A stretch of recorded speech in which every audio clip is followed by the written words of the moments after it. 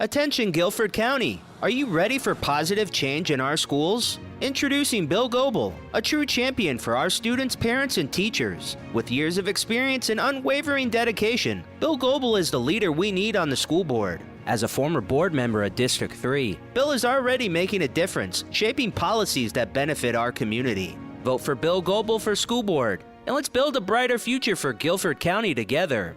Paid for by the Citizens for Common Ground. Coming up in this episode of Finding Common Ground. This is not like me saying that let's just vote for Trump. I'm not saying that at all. I'm like, give me a better Democratic candidate to vote for. JD went out there, the lights are too bright, so JD come up with this thing called a Catwoman. Help me, Bill. Help me. What is a Catwoman, and why in the world would JD say anything about a cat lady, Catwoman? I don't know. Cat. Odell, if Kelly and I were to ever run for office, they'd probably pull up these podcasts and they'd be doing snippets of stuff we said, too. Oh, for sure. I'm unelectable. That's a fact. There are two sides to every coin. How do we deal with racial issues when they affect relationships? Finding common ground on all those issues that we come against. There's black and there's white. And I think as Christians, we have to learn how to get together because we're not in heaven. I've met more interesting people just by God just bringing them in. Republicans and Democrats. But a lot of times, when it comes to race and it comes to culture and it comes to perception, even as Christians, we don't always understand. We look at it through our lenses. There's Bill. I grew up in a suburb of Cleveland called Parma. Any black people in Parma? There was not one. Not one black person, Not Bill? one. Come Not on, Bill. one. You got to have one. A Nope. token black person? A token? And there's Odell. I grew up in Charleston, South Carolina, public housing, single mom, divorced single mom of 4 kids. And I came up through segregation and all that kind of stuff. If a black person drove through the town, the police would stop them and escort them out. Bill and Odell are finding common ground. A part of what we have to do is listen to each other, find the common ground, and question, not questioning you like you're on a witness stand, but questioning you for better understanding. Father God, we come to you just to say thank you for your grace and mercy. God, with everything going on in the world today, we just say thank you for this great country, this country that we call the United States of America. And God, yes, we still trust in you, we still believe in you, and we still love you. In Jesus' name we pray and believe. Amen. Amen. Amen. Dear Heavenly Father, I just lift up the 6,000 scouts and scouters that are here in Boulder, Colorado, doing Order of the Arrow conference. We lift up for safety as these folks travel back home on Saturday. We lift up safety as well as the heat that they don't overextend themselves. Lord, I also, Dory's birthday's tomorrow, and she's going to jump out of a perfectly good airplane to celebrate her birthday, so give her safety when she does that. Amen. And Geronimo. Geronimo? Geronimo? Is that what they yelled when they jumped out of the airplane back in World War II? Geronimo! Geronimo. Well, I know what I'm going to be doing. I'm going to be sitting on the ground in a nice chair, videotaping the whole thing with a cigar and probably a cold glass of beer. Is she going to jump out by herself, or is she attached to somebody? She's tandem. Okay. Yeah. This is still very, I give her a lot of credit. It's just very, very brave. More brave than me. Yeah. A body this big defies gravity. They might need 2 parachutes. Bill, guess what? What? I found out that I was a double hater. A double hater is someone who doesn't, exactly. A double hater is someone who doesn't like Biden or Trump. So I qualify. And one thing about the new young lady, Kamala, who's running for president, she's feisty, Bill. She's tough. We talked about that the last time. I'm hearing so many things. This new thing, if you got something to say it to my face. That's an old black term. That's from the dirt roads of South Carolina, Bill. You know, black folk got growing up saying, if you got something to say it in my face. But someone is advising Trump, Kelly Hahn, that, you know what? He didn't have enough sense but to go to the National Association of Black Journalists Conference and they start pressuring him and asking him a question, and he ended up saying, now Kamala wants to be known as black. Just sometimes, Kelly, you just put your foot in your mouth. What do you all say about that, gentlemen?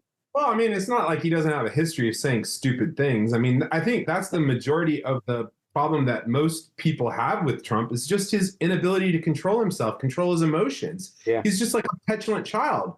I mean, we've talked about this in the past. I mean, I think there's some areas that Trump got right during his presidency. And I think that the areas that he got wrong were just himself. He was his own worst enemy. And I think just as people had stopped forgetting about kind of how bad he was, only because they were just talking about Biden and how bad he's become. And so, I think Trump got a reprieve from that. But, going back to your comment on your double hater, make that me a triple hater, because I'm not drinking the Kamala Kool-Aid. I'm not there. And I'm sure we're going to dive into this on a deeper level. But I think she's riding a wave right now. And it's a wave of, hey, we got rid of the old guy. But sooner or later, you're going to have to run on substance, and you're going to have to run on something of a platform. And that's where she's going to potentially have some issues to face. The big issues are the economy. And it's always been an issue. People vote with their wallet, but also immigration is one. Those are kind of two biggies. I was talking to a guy today that had never been to Europe, a big Boy Scouter. He took his family on a 2-week trip. They went to Italy, Turkey, Greece, a bunch of countries. And he was talking to the people in Turkey, and their biggest issue was immigration. That all these people were coming down from Hungary and other places and staying there, and they were sucking up all their resources. I mean, just the same thing we hear today. So I think worldwide immigration is a big issue. I think Harris, what happens is Trump is entertaining.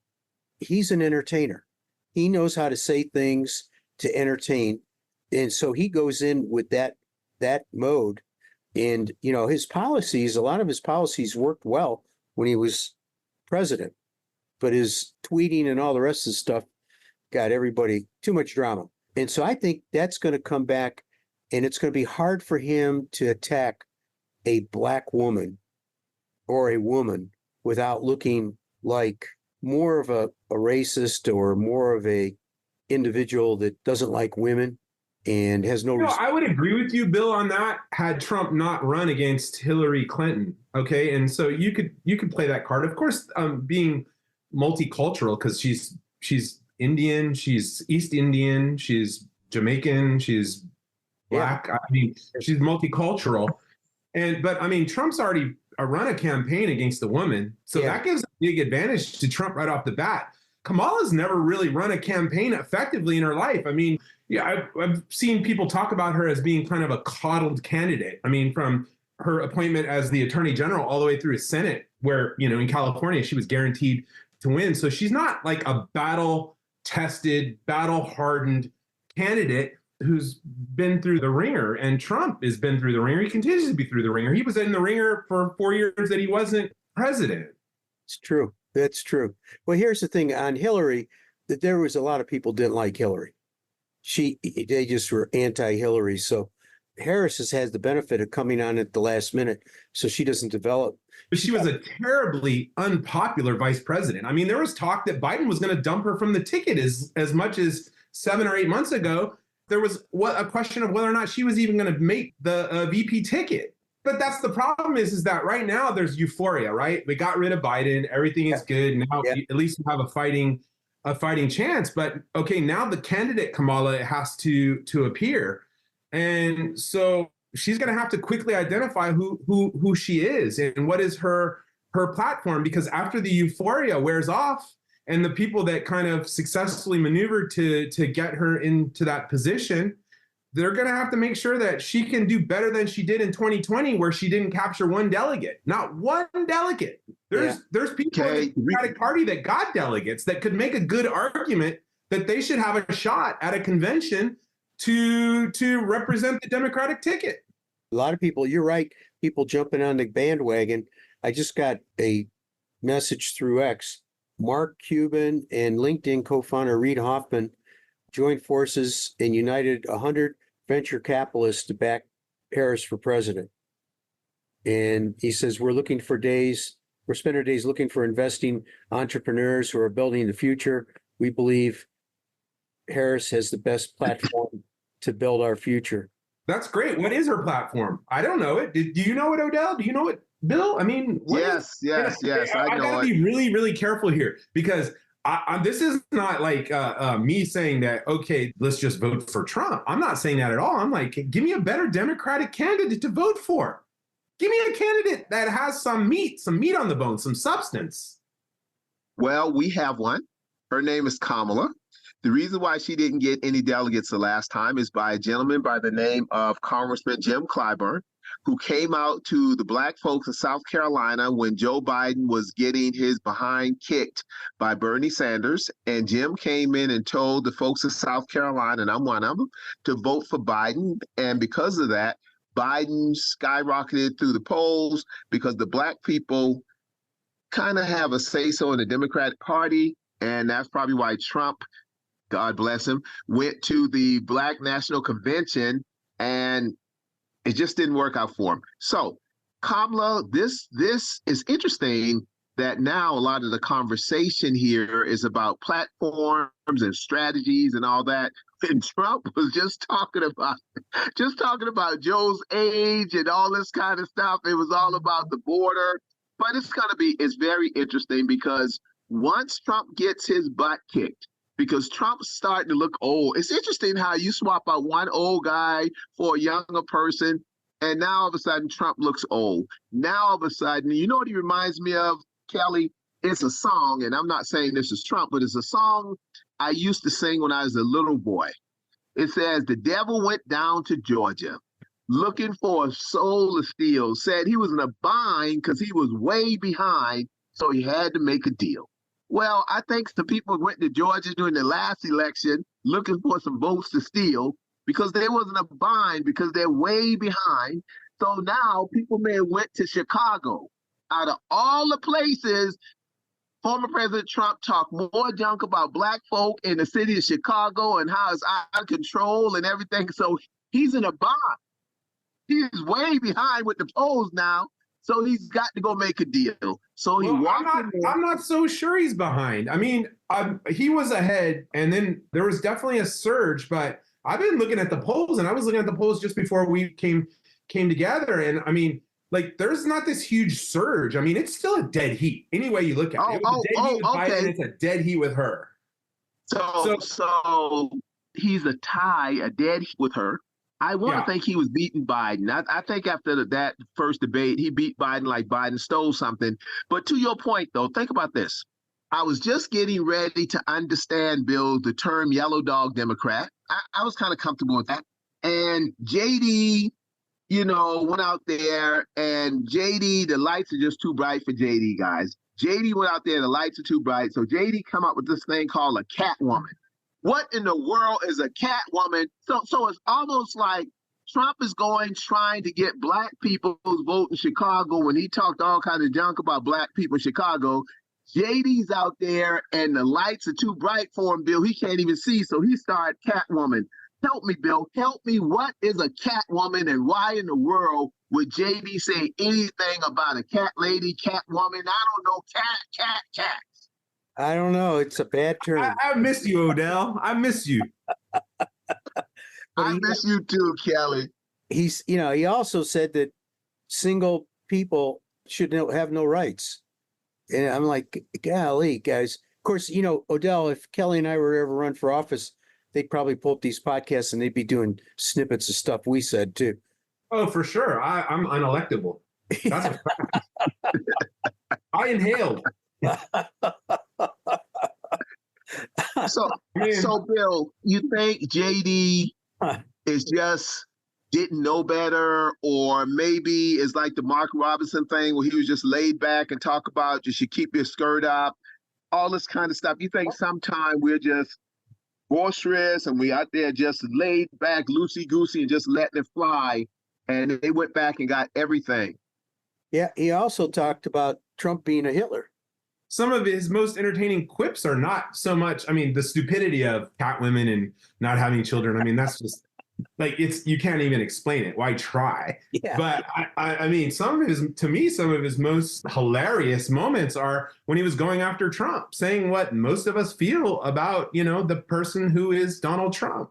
Yeah. I mean, he didn't hold back.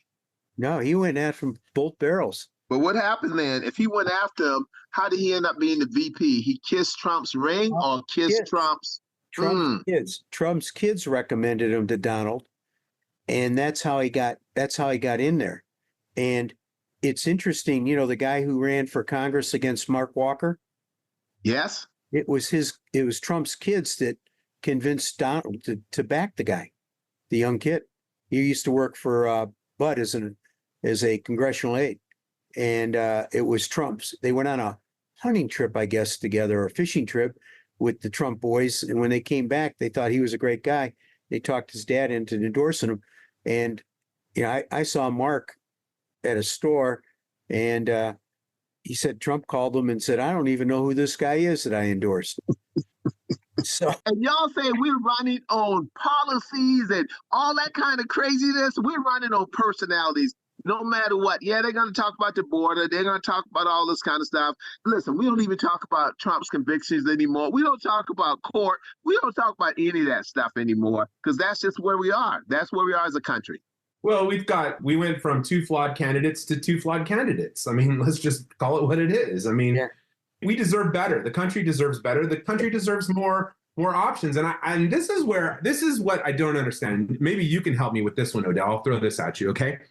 As somebody who voted for Biden, it was my understanding that he was going to restore democracy. He was going to stabilize. He was going to get everything back to normal, and then he was going to step aside. So it was my understanding that he was always going to be a one-term president. I kind of got that feeling. That was how it was expressed. Let's stabilize. Let's get this thing.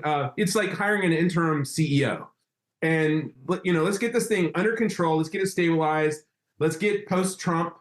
And then, we'll evaluate. And so, given that talk, I kind of was shocked that, midway through they're like, are you going to run? And I think he was like, well, I'm enjoying the powers of the presidency. And I think that the people that were surrounded by him were enjoying the powers of the presidency. And I think that it's a drug, and power is something that people don't want to give up. And all of a sudden he's like, yeah, I can do this. I mean, the guy can barely walk up steps, but oh yeah, I can still run the major superpower of the world.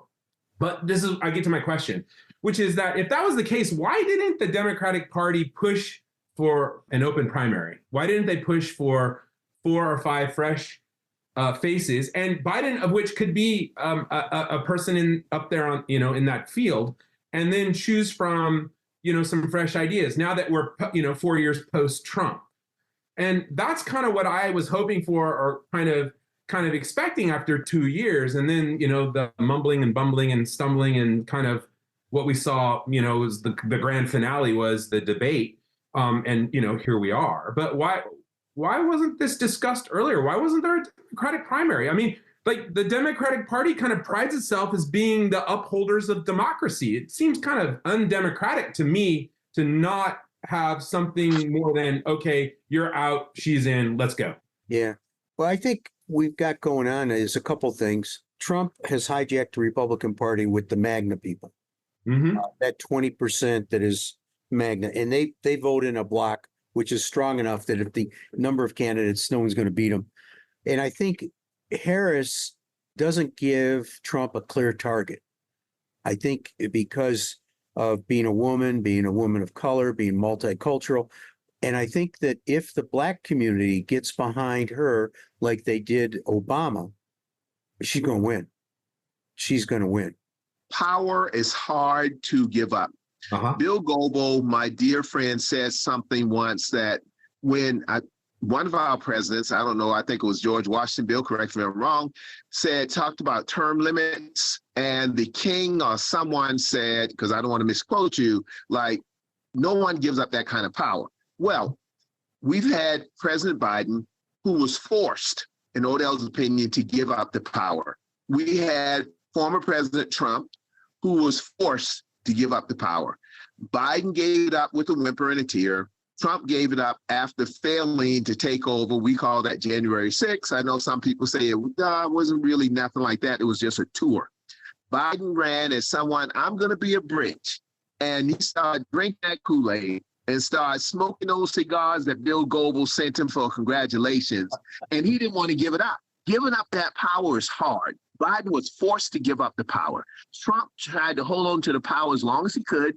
And he found him a vice president that if it comes down to it again, this vice president would do what his last vice president didn't do. So I just say it's the power. And Kelly, I have to agree with you 100%. This was not the way it should have been done, but it's the way it was done. But Barney Fife, I don't know if you ever heard of Barney Fife, Andy Griffin show. Barney says, sometimes you have to fight fire with fire. So when you play with Donald Trump and Trump hits below the belt and the Republican Party is doing all kind of stuff, from the judges delaying the trials to things just going away to Bill's main man, Clarence Thomas, up there acting crazy. You know, I try not to talk about black men except for Clarence Thomas, because Judge Thomas is like, come on, Supreme Court Justice, you just wilding, you out there. And I'll talk about Clarence Thomas later on. So Kelly, you're right. It's Bill's partner, Clarence Thomas, and Bill sending those cigars and bourbon to Trump and Biden. I don't know. Goebel's the problem. Goebel is the problem. That's the problem, Kelly. Goebel is the problem. You know, the thing about Goebel is that, I mean, he's not really loved by any party right now. They all hate me. Yeah, I mean, like, so it's true. That's all right.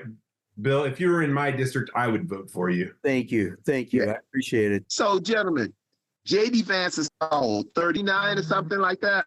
Yeah, 39. And Trump is how old? 70-something? 79? 78. So, Kamala is 59, even though Trump says she's 60. So it's almost like, you know, Goldilocks and the Three Little Bears. So, you know, he's in there. Bill, to your point, the black community is supercharged, energized, even more than they were for President Obama right now. Even we, for President Obama.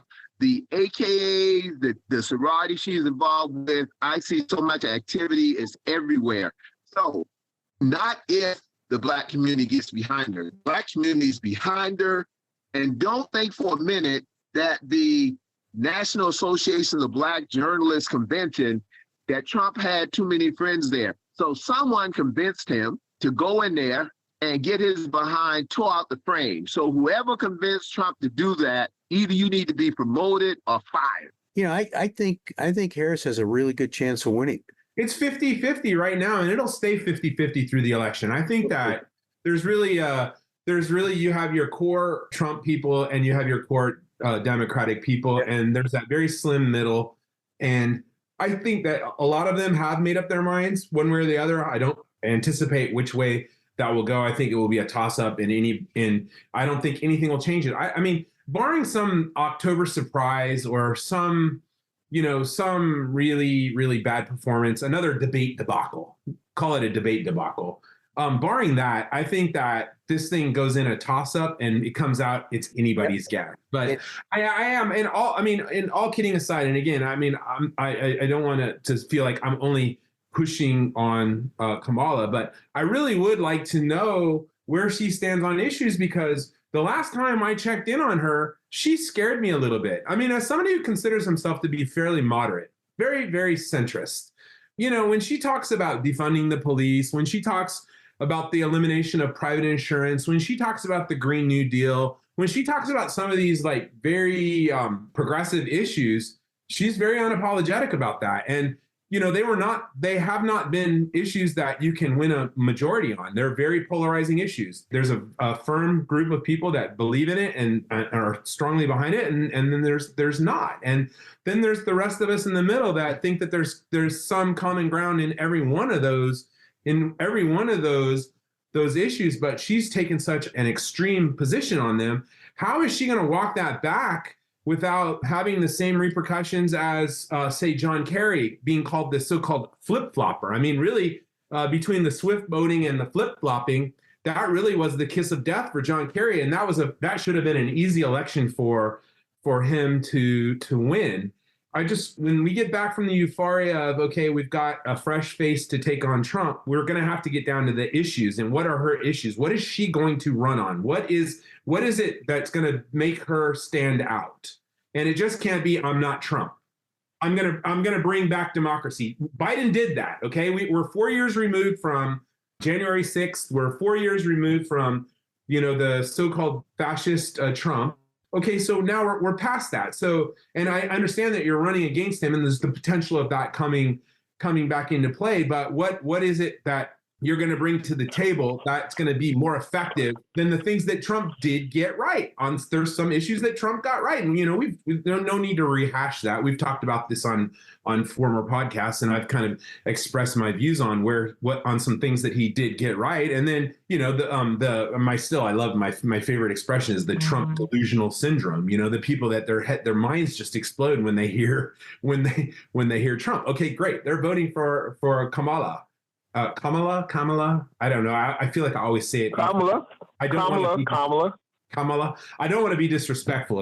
I know that name pronunciation is something that people take seriously, but what we're voting for someone who's not a crook. We're voting for someone who has some kind of sense of moral judgment. We're voting for someone who doesn't want to corrupt the system. We're voting for civility. We're voting for someone who don't want to overthrow the system. So I think we will definitely get down to what is her platform and all that, Kelly. But right now, the house is on fire. The house is on fire, and we have one person run into the fire with a gasoline can, and the other one run into the fire with a water hose. So I would think that let's vote for the water hose, not the person who's is in their hands, because I just think right now, and I maybe I'm just missing it, because I'm hearing everything, and like I told Bill and the Maverick, I just didn't get the email that, okay, if the Republican Party loses, then it's going to be a civil war. Okay, so that's like, okay, if Odell doesn't get his way, he's going to take his ball and go home. We've heard that before. If the American gymnasts don't win the Olympics in Paris, then we're all just going to go home. When did we start saying, if we don't allow democracy to work, then we're going to destroy democracy to get democracy? That makes sense? Or maybe I'm just missing it. Maybe the email is not going to the good-looking black guy. Maybe the email is going to everybody else. Because how can someone say that if we don't win, then we're going to destroy the country? The country's going to split. But if we win, everything's good. I mean, it either is good or bad, guys. It's got to be good or bad. So that's what we're voting for or against. So let America be America. What are you voting for against? We're not even talking about abortion. We're not even talking about the border. We're talking about if, and maybe I got it wrong. So, Bill, did you get the email? Kelly, did you get the email that if the Republicans lose, then it's going to be civil war? Did you all get that? Or maybe I just dripped that? Well, I mean, I'm not a Republican. I'm a registered independent and have been. I haven't seen that. I think that, listen, regardless of what happens in 3 or 4 months, I don't think it's the death of democracy either way. I think that our republic is strong no matter what. I never felt that way when Trump was in power, and I never felt that way when he was being stupid in January 6th and all that. I think that. Well, Kelly, what did you feel when you looked at TV on January 6th? And I'll share what I felt. But what did you feel? Because I was embarrassed. I feel the same way about those people going into the state capitol. Like I feel when people do other stupid things, when they burn down a police department, during a riot or anything else. I just think it's lacks civility. Like maybe that's the best word from it. But I think that's a very, very small minority of people. And the rest of the people live more in the normal world. I don't know. Maybe I'm wrong on that. Maybe I didn't get the email on that. But I think And I hear what you're saying, and I hate to keep going back to my point, but you can't get elected just because you're not Trump. Okay, that's not gonna win at this time. I just don't. It is, Kelly. It is. It is. I think she's bringing more than that. She's the vice president. But let me tell you how I felt on January 6th. I sat there and said, I don't believe this crap. If that was a bunch of black folks storming the Capitol, it'd have been a lot of dead black bodies with red blood pouring all over those white steps. And I think that the commander-in-chief would have told the individuals there to protect the Capitol at all costs. I just don't think, maybe I'm wrong, because I've been known to be wrong once or twice. They didn't call in the National Guard. There was a few cops. I mean, they were overrun. I mean, there's but that's what I'm saying. Nobody can argue. A mob of, any sane person. A mob of black people. The National Guard would have been called. More cops, reinforcements would have been called. That's Odell's. That's my feeling, because I'm just sharing you how I thought it was going down. I guess what I'm saying is I want to know who I'm voting for and why they're going to be great and why they're going to be better than Biden or why they're going to be better than Obama or better than Bush or better than Clinton or better than Bush or better than Reagan or better than Carter or better, we can keep going all the way back. What are you going to do to make things better? And I got to see it. And hopefully it's going to come out. Yeah, at some point it will. And I think if they have debates, that's going to really draw out differences and viewpoints and stuff. Like how is she going to solve the border? How is she going to help the economy? How do you handle Ukraine? How do you handle Israel, Hamas, and Hezbollah? All that stuff. China, Taiwan. I mean, there's a lot going on. There's a lot. The world is a very crazy place, and I think it's getting ready to get even more crazy. I mean, especially with what happened, today in Iran and also in Lebanon, taking out the number 2 Hamas leader and then the number 1 or number 2 guy in Hezbollah. I mean, it's a crazy world, and I mean that's probably gonna amp this situation up. Whether or not it's gonna draw other Middle Eastern countries into the conflict, I don't know. Technically, I guess Iran is already kind of de facto in the war, but I mean, these are, the world is a serious place right now, and we're still talking about January 6th. I think that's my point. I agree. January 6th is a stain on our country. It stinks. It was bad, and I agree with you, Odell. If the shoe was on the other foot and it was African American or black people that did that, maybe the outcome would be different. We can't argue that. All I can argue is that that's past, and now I want to talk about the issues that are pertinent to today. And what are you going to do different? And what are you going to do better than what Trump says he's going to do? I need to hear that. Yeah, no, I agree with you, Kelly. I agree that we need to hear the American public has a right to know where these candidates stand on these major issues. And I think what's going to happen is it's going to be neck and neck. Trump loses. He's going to call it that, it was bought by the Democrats or stolen by the Democrats. Whatever he wants to call do it. I think decisions going to be made when people get into the voting booth and they go, do I want Donald Trump to be my leader for 4 years or Harris? And they're going to make that the 20% on either side are going to go the way they go. But that undecided is going to make it on election day and when they're there. So, it's going to be interesting, but they do got to get the issues out, Kelly. I don't disagree with you on that. Yeah. The honeymoon is going to end, and it's going to end soon, right? And then it's going to come an issue of substance. And then that's where we're going to see the candidate Harris either shine or not. She's got a few weeks between now and the convention, because I guarantee you if she stumbles, then all of a sudden now it's like, okay, now let's discuss this. Let's get these delegates together, and maybe we open this up to the delegates to decide, because I know that there's some people that really wanted Gavin Newsom. I don't think that when they started this process that she was the number 1 choice. I don't think that they went into this saying, yeah, let's get rid of Biden because we think Harris is a less flawed candidate. I think it was like, let's get Gavin Newsom in there. This guy can win. He checks a lot of boxes. And I think, the heavyweights in the Democratic Party, probably were agreeing with that, even though he's got his own issues. I mean, California is a shit show. I mean, and I'm a Californian, and I mean, it's arguably the greatest state in the union, and it's not being run very effectively. But I mean, Gavin Newsom has proven himself to be quite a competitor when it comes to winning elections. Yeah, I agree with you on that. I was listening to, he's a governor. I don't know if he's from Arizona. Yeah, I think he's from Arizona. He was an astronaut. His wife. Kelly. He's a senator, isn't he? Yeah. He's senator. Man, is that guy sharp. He's a potential VP candidate for Harris. Yeah. But remember, elections are not won and lost on VP candidates. That JD Vance can continue to say stupid stuff, which he's going to do all the way to the end of the election. It's not going to change a vote. It's not going to make a difference. I mean, we always talk about VP, and I mean, VPs are where political candidates go to die. I mean, since George H.W. Bush, name a VP that's gone on to become president. Joe Biden. So, he went there. Yeah, Joe Biden. Okay, Joe Biden. But I mean, he wasn't immediately elected after Obama left, right?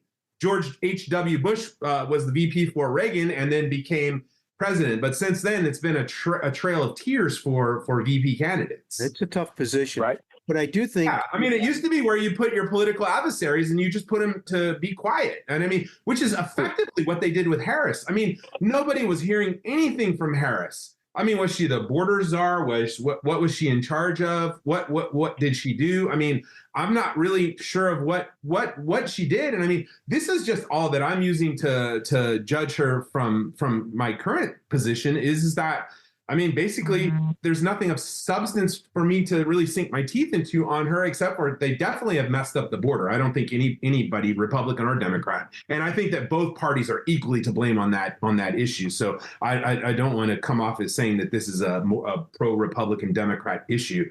I mean, the ability to fix this issue is well within hand. And so she's been pretty much, they've been keeping her as far away from the limelight as possible. Yeah. I think after this happened, I'm not so sure she was sure that she was going to be the stand-in candidate. Guys, listen, who's going to, in your all opinion, let me say one thing about Trump, then you all comment, then we go to what you started, Kelly, with the VP picks. Trump has a lot to lose if he loses. Because if he loses, he's going to jail.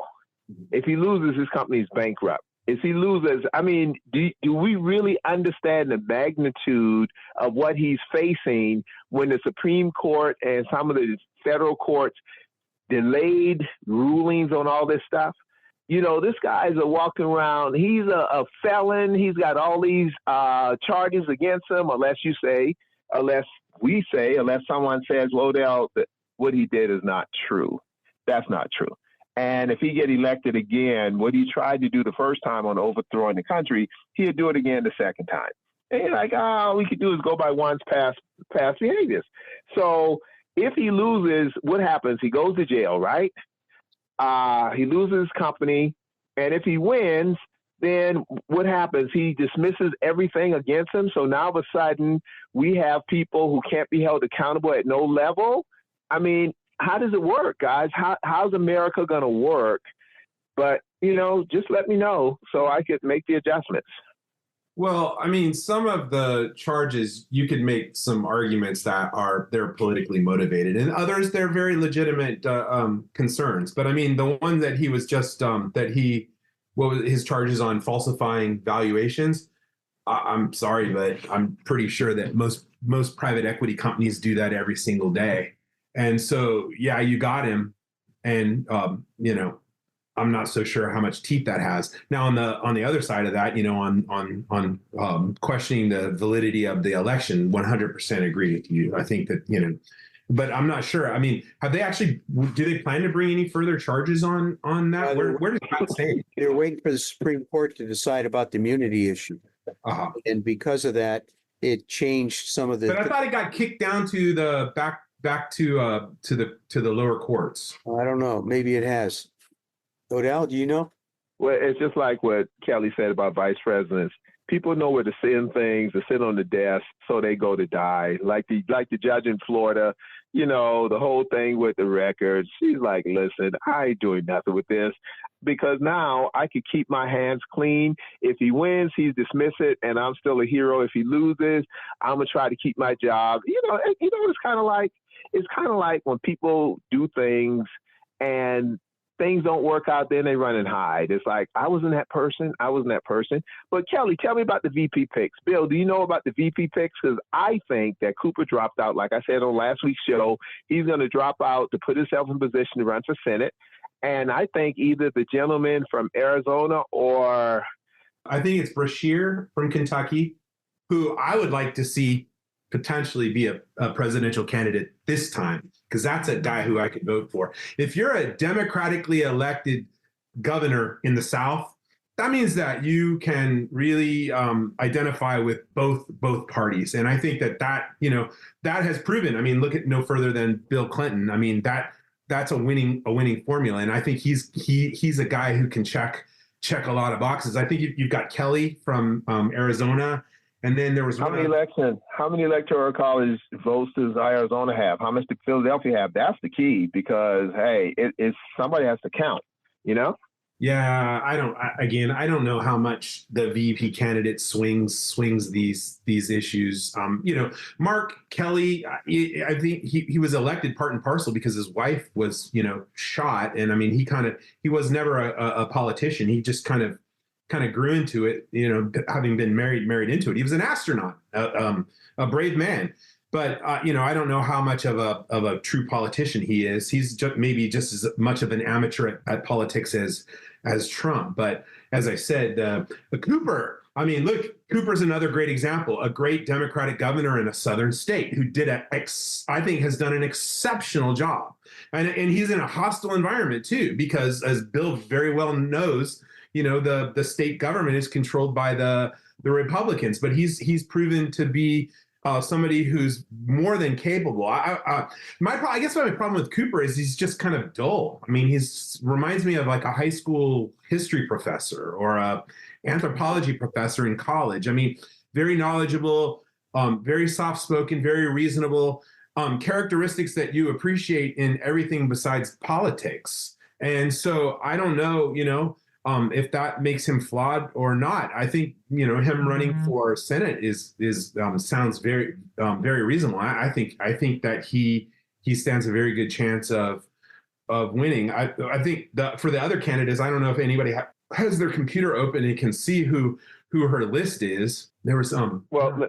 While you do that, let me say something, Bill, real quick. What they say is Cooper exited from the deep state was confirmed by 3 people briefed on the development and granted anonymity to discuss it. 2 Democrats close to Cooper cited 3 factors: his desire to potentially run for Senate, his age, and fears that North Carolina's divisive Republican lieutenant governor would take over each time Cooper traveled out of the state. Now, do you all think that dear sweet Lieutenant Governor Mark Robinson would take over if Governor Cooper was running out of the state campaigning? Do you think that's in our lieutenant governor? Didn't he do it one time? Yeah, he did it when he went to when he went to Israel. So yes, he did it already. So that guy's a lunatic. He is bad news. I mean, that guy, he scares me more than Trump. When he opens up his mouth, you really don't know what he's going to say. And well, I mean, but then you watch his commercials and his political advertisements, and he seems like if he wasn't such a lunatic on so conservative. I mean, his story is great. Okay, great. He came from a broken family, and I mean he's built himself up. I mean, it's a great story in and of itself. He's just a terrible person. Yeah, well. Bill, did you see the latest commercial? He has terrible policies. Let me redact that. That he just has. I think it's almost like we're going back in time. I mean, this is the one area where I think Kamala is kicking the Republicans' ass is on abortion and women's bodies. It's a death issue to the Republican Party. They have lost midterm elections ever since this has happened, and they're going to continue to. Because nothing riles women like trying to get in the way of their choice in their bodies. And I mean, it's just stupid issue. And I saw Robinson's ad, or I saw him on the stump, and he was talking about don't lift up your skirt, just talking like somebody from like 1950. It's like, who talks like that? It's so disrespectful. It's demeaning. I don't know, but they have a new commercial now talking about his wife's business and all the trouble that they got into. It's very, very, it's powerful. It's powerful. I was talking to a leading young lady in the GOP, North Carolina Republican Party, and she said, we were talking this week, and all she can say is that I like Mark a lot. And I said, yeah, but you know he's in trouble. And she said, yeah. So we're thinking Stein is going to win, and I don't know how much on his coattail will happen. This is the opposite of me for Kamala. I don't have any idea what he stands for, but I'm voting for him no matter what. I mean, I just told you the opposite on Kamala. Give me a reason to vote for you. Give me a platform. I don't know one thing that Josh Stein stands for, except for he is not Mark Robinson. And Mark Robinson scares me more than Donald Trump, because Mark Robinson is the governor of North Carolina with a Republican-controlled state government is a recipe for disaster. It'll take North Carolina back 30 years. Okay. Goebel, your thoughts, sir? Well, the candidates, we were talking about VP candidates. There's 3 governors: Josh Shapiro from Pennsylvania, Tim Walz from Minnesota, Andy Bashar from Kentucky, and then Senator Mark Kelly, and then Transportation Secretary Pete Buttigieg. Yeah, Buttigieg. And the thing that amazes me is I was just on the guy who used to be the head of the GOP here in Guilford County, and he's posted something that he's had 3 of his posts censored by Facebook, 3 out of 3. So no telling what he said. So I thought, let me go on his Facebook page and see what he's done. He's had put up a picture photoshopped with Buttigieg's face on it, doing something totally inappropriate. And I'm going, wow, what is going on? Why would you do that? Why would you do that? And, I think that's what we've come down to on these extreme ends. The Democrats make the Republicans seem like they're crazy and vice versa. And there's nobody doing any common sense stuff. You're 100% correct, Bill. I think it's the extremes of both parties are controlling the message. The narrative. Or the narrative, yes. I think that you have this kind of extreme, let's go back to the 1960s religious right on the Republican side. And I think you have these extreme woke progressives on the Democratic side, but their voices seem to be the loudest. And meanwhile, us people in the middle, our voices are either not heard or we don't want to speak. And so I think that common sense gets drowned out. And I mean, the whole basis of yours and Odell's podcast is common ground. And I think within the middle is where you can find common ground. Maybe you're not going to find common ground on everything, but at least you can start on the areas that we all agree on. Yes. And listen, so I agree with everyone. Bill, go ahead, Bill. You get ready to say something. No, I'm hearing Kelly loud and clear. We all are hearing Kelly loud and clear. Kelly's like President Bush when 9/11, when they knocked down the thing. He said the whole world will hear you. But let's move on. We talked about double haters. We talked about if you got something to say it to my face. We talked about Trump going to the National Association. We talked about J.D. Vance and the bright lights, yellow dog Democrat, cat women, the VP picks. But we didn't talk about Joe Biden going after the Supreme Court. Now, I'm like, Joe, that's good. And we talked about Mark Robinson. I said, Joe, that's good. But, when you start talking about the Supreme Court is politicized, we have to go back to Mitch McConnell when Mitch said to President Obama that he had to wait 8 months to appoint someone. I think it was Garland, who's now, right in their face again. And then he pushed that last individual through for President Trump in 8 weeks. So you went through 8 months saying it wasn't right. And, I'm just saying be fair. And now Mitch McConnell, old guy, trying to go out with a decent legacy. And they come to find out that, come on, Mitch, you're messing up. And then you got Bill's good friend, Clarence Thomas, and you got Samuel Alito. So you got a lot going on the Supreme Court, guys. And, it was a time, I believe that the Supreme Court was next to God, that the Supreme Court always looked out for the country. I don't really believe that right now. What say you, my friends, as we head toward close? Well, I think the Supreme Court needs term limits. I think they need to have a lot more transparency on who's taking them on vacations with them. Paying for their school. And paying for their school, yeah, and buying, all kinds of stuff. So I think that needs to be fixed. And, it was almost like at one point you didn't want to even mess with the judicial system because of the three-party system, you got judicial, legislative, and executive. And so you didn't want to handcuff them, but nobody has term limits except the president. How can that be? Wow. That's a great point, Bill. I didn't even think about that. That's a great point. Well, I wish we didn't have term limits for governors in North Carolina, and we could elect Cooper for another term. Well, but I think absolute power corrupts absolutely in its own way. But back, to the Supreme Court, Kelly, what's your thoughts, sir? Because you're a businessman, you deal with international stuff. And by the way, I'm coming over to tour your furniture market space, Kelly. I'm close now. I'm close. So what's your thoughts on the Supreme Court justices, sir? I agree with everything that Bill said. I mean, it's become highly politicized, which is not at all what it's supposed to stand for, blind justice.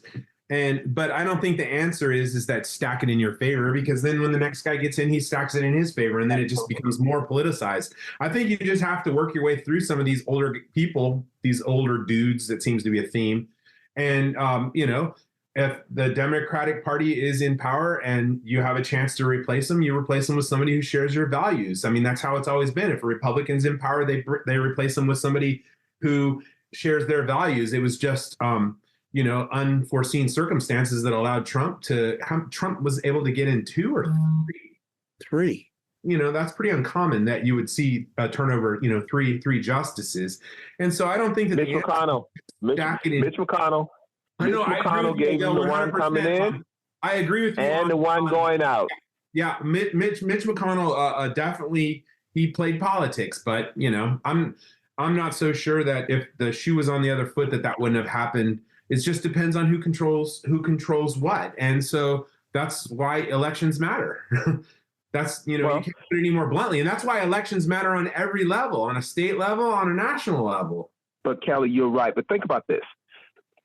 Mitch McConnell held up President Obama's, and I know y'all so tired of me saying this, but I don't agree. Care. I agree with you. I totally agree with you. But the other point, though, Mitch held up the first one 8 months, right? And then when President Obama lost, that gave it to President Trump. Now, Mitch held up, he pushed the last one through for 8 weeks, and President Trump lost. So Trump would not have been able to appoint that person if Mitch had stuck with what he said, because it was too close to the election. So Trump would have got one of them. Whatever way Mitch wanted to play it, Trump would have got him on the first or got the one on the last. Either one is fine with me, but pick a way to do it. Don't do both things. Don't speak out of both sides of your mouth, Mitch. But that's just Odell, and I'm still going to hold that against Mitch McConnell, because at the truth of the matter, Mitch is a big part of us losing faith in the Supreme Court justice, because the justices they knew it was rigged. They knew that Mitch had his thumb on the scale. So when you know something is rigged, then you're going to play the game. You're going to play the game. And I'm mad at them for playing the game. But at the same time, and I'll say this is my last thing, and you all could close it out, Chief Justice Clarence Thomas came in with a lot of negative stuff. He's going out with a lot of negative stuff. So what do you think happened the whole time he was in there? Is it quite possible that his behavior coming in and his behavior now going out, don't you think he may have had some of those tendencies the whole time he's been there? I'm just saying. Well, I mean, the only time that we've really ever criticized the majority of their opinions has just come within the last 2 years, and it's mostly on Trump. I mean, I think the Supreme Court has become more politicized, over Roe v. Wade and some of these other issues. But this is all a function of the last 2 years. No, I don't think we were talking in these terms of it's a highly politicized court. It's a it's a biased court. I don't think we were using these terms 3 or 4 years ago. And it's really a shame. It's a sign of the times. It's a sign of the divide that exists within this country, and it's political tribalism. I want my people in there that reflect my views. Well, I want my people in there that reflect my views. Well, you have to be in power to make it happen. And yes, politics comes into play. And Mitch McConnell, another one of these old head Republicans who's, is past peak, played dirty politics with Obama. Nobody can argue that he didn't. But as I say, I'm not so sure that if it wasn't, the role was reversed and it was somebody else, that they wouldn't have done it to the Republicans. So it's just politics, but it gives us something to talk about. Sure does. Yeah, exactly. So Goebel, looks like you got the last word, my friend. Well, it's good to have Kelly back. It's good to have Kelly back. A lot of energy. Kelly brings a lot of energy. I love it. He does. Well, I miss you guys. It's been a long summer. I hope you guys are all doing well. I tell you what, let's talk about something positive. Let's talk about the U.S. Olympics or the U.S. Olympic teams or the Olympics in general. I mean, I tell you, I really enjoy watching the Olympics. It's one of those things that and I enjoy watching the most obscure sports. I find myself watching handball and 3-on-3. Who knew there was 3-on-3 basketball and women's rugby? How about that, Ilan Mayer? Oh my gosh, she was unbelievable. Oh, unbelievable! I mean, some of the and of course, women's gymnastics. I mean, Simone Biles and that whole crew, Sunny Lee or Suni Lee or. I mean, it's just so much fun. And it's at least one thing that we all as Americans can really get behind and say, embrace the competition and embrace the us versus the rest of the world mentality. And I, for one, have enjoyed it. I hope you guys are enjoying it. Well, it also highlights the youth of the world. Yeah. Guys, I think the three of us need to go for the breakdancing competition. I think we got it in us. Kelly, Odell, Bill. I'm waiting for the Winter Olympics. I want to be in curling. I'm training. Hey, check this out. Snoop Dogg is an ambassador. I love it. They had him in the swimming pool the other day with Michael Phelps. That was hilarious. Hilarious. Snoop getting high over there. Y'all know that, right? Who could blame him? We drove by the International Curling Center. In Wisconsin or in Minnesota or? It's in Denver. The one here in Denver, yeah. Now the one they might train on is up in the north, but there's one here in Denver. Drove by. I think, man, that'd be fun to go watch. Is marijuana legal in Colorado, Bill? Oh yeah. We drove by a cannabis farm. Oh, okay. And I was like, oh, that's interesting. That's interesting. They don't do tobacco over there, Bill. That's not cigars. Guys, listen, I'm going to go work out because it's a lot for the good-looking black guy to stay slim and trim, which I'm not there yet, but I'm working on it. So I'm going to go work out. Kelly, I'm going to go work out. Bill, guys, I enjoyed it. Kelly, I had fun. This was positive. I love talking about politics. We love talking about common ground. We love having you on the show, Kelly, because you bring the fire, baby. You bring the fire. Well, it's always a pleasure. I gotta say though, I'd much rather be in Bill's studio. I feel more energetic when you're sitting next to me and Bill. And I miss Bill's dogs. I mean, come on. Yeah, they're sitting here in the camper with me, sleeping. Oh, did you drive out there? Yeah, we pulled a camper. Oh, how cool is that? Yeah, we stopped 2 days in Kentucky, then a day in Kansas, a day someplace else, Missouri, and then. We've been in Golden, Colorado now for 8 days, and then we're heading up to Rapid City, then Sioux Falls, and then come back around through Springfield and Cincinnati. Oh, where is Dory going to jump out of the airplane? In Colorado? Yeah, in Colorado, someplace near here. Yeah, fantastic. Yeah, it's smoky out here. There's a bunch of fires. So you'll have to get that on video and post it on social media. Oh, I'll yeah. look forward to watching that. Yep, it will, and I'll put. She's a brave woman. I give her a lot of credit for that. Thank you. Yeah. We'll see how. So you're in Boulder right now? Yeah, we're in Boulder.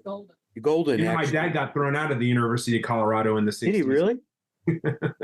It's a beautiful campus. I love it. I go to Colorado at least 5-6 times per year, and I have family in Boulder and in Denver. My dad grew up in he was born in Los Angeles, but he grew up in Denver. So we got about 6,000 or 7,000 scouts and scouters at the University of Colorado for a big conference.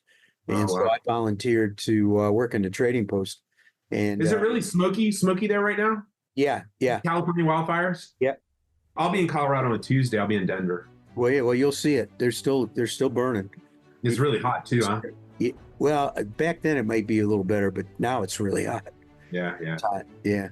All right. Well, thanks for having me on, Bill. Enjoyed it. We'll talk to you later. Find Bill and Odell online at thecommonground.show. This podcast is a production of BG Ad Group. All rights reserved.